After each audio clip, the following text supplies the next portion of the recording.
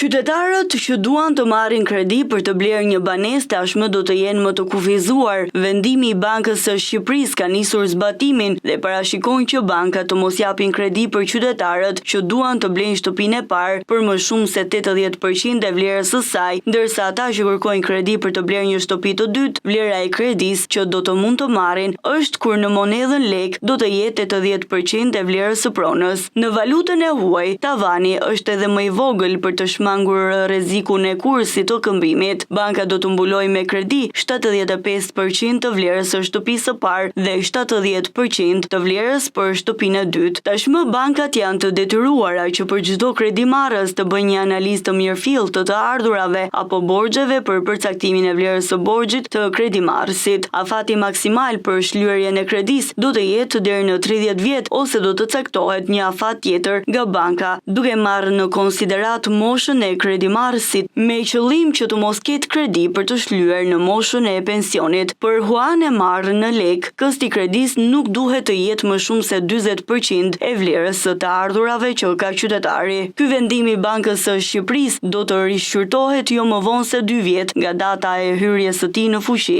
Sipas Bankës së Shqipërisë, zbatimi këtyre kufive do të mundësojë uljen e rrezikut të dështimit të kredimarrësve dhe paksimin e humbjeve bankare të lidhura me këto kredi si pasojë e zhvillimeve të pafavorshme në çmimet e pronave të paluajtshme.